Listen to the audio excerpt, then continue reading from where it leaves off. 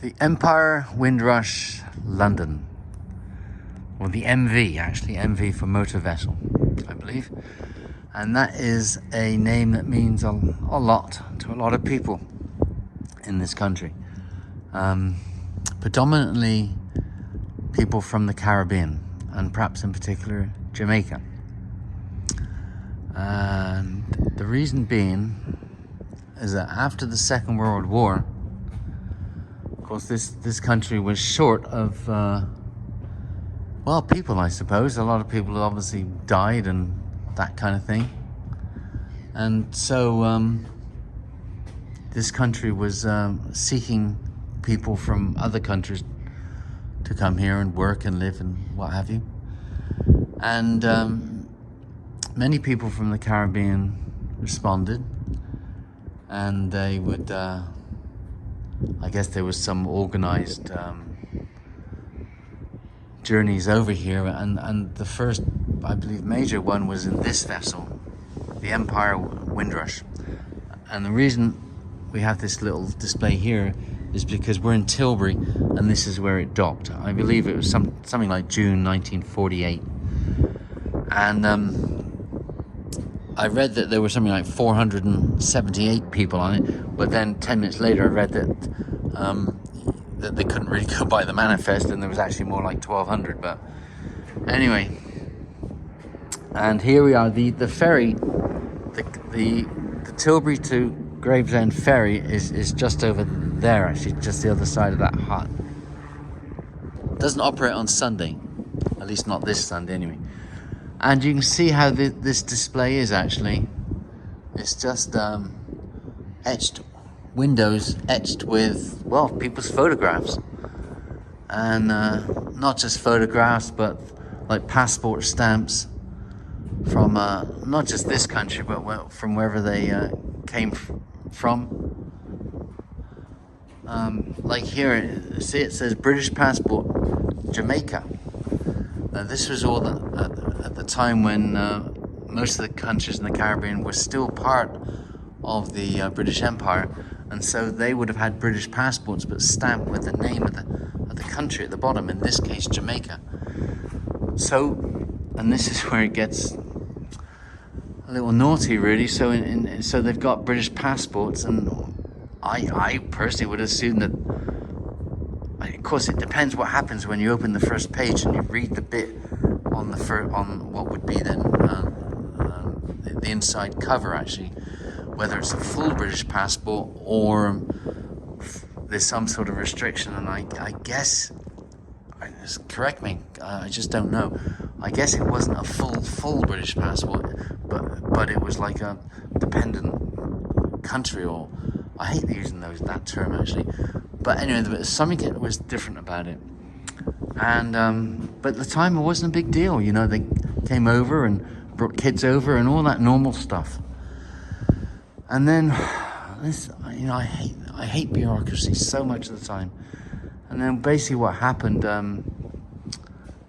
maybe 10-15 years ago, some of these people came over here as kids and thought that they were, you know, were entitled to everything. There were stories about some of them were going for jobs or something, and they're being told that they weren't allowed to work. And, you know, these are people that are now in their 50s, and they're like, what? You know, I've worked just, you know, my life sort of thing. And like, something happened, you know, something stupid from the Home Office, and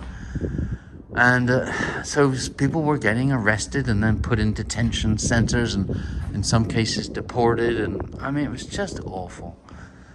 And at the end of the day, it turns out that somewhere around 2010, the stupid Home Office lost or missed, something happened, destroyed, whatever, a whole bunch of landing slip, embarkation cards. You know, the sort of things that when you fill out when you arrive in a country. And, you know, some of it may have been the fault of the actual passengers, because when they arrived, maybe they didn't, you know, register their kids or do something that they were supposed to do with the paperwork. I don't really know, actually.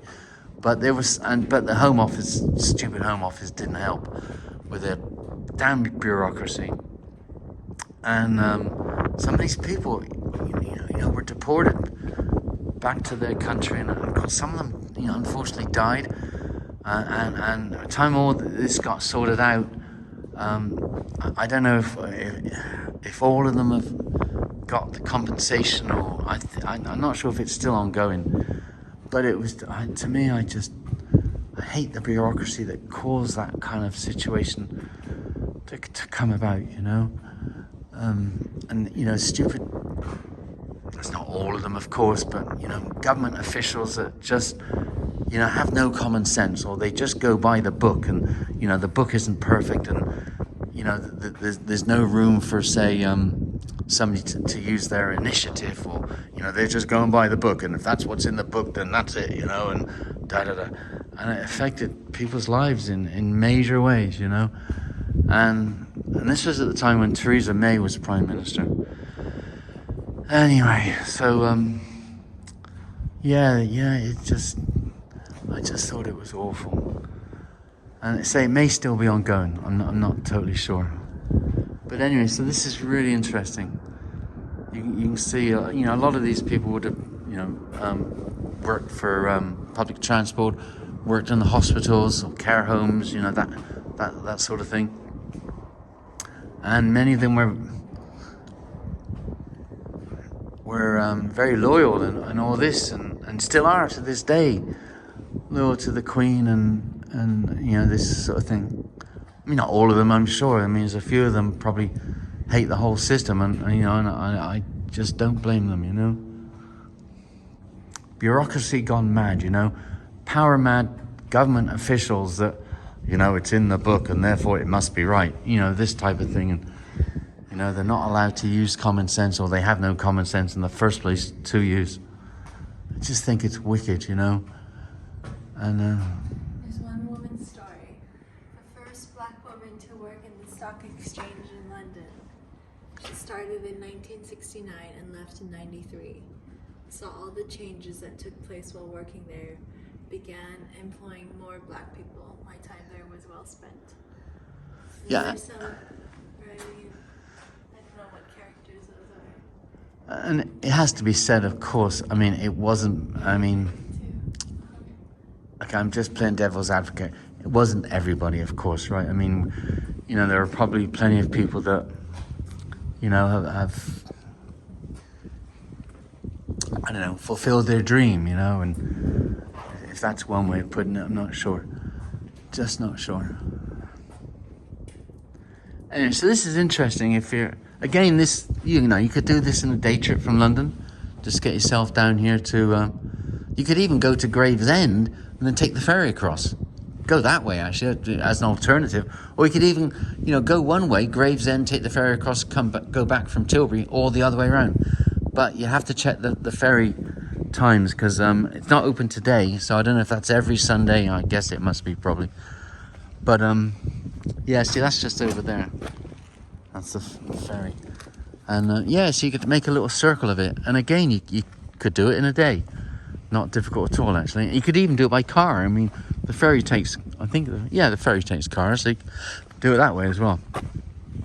Anyway, we are hungry.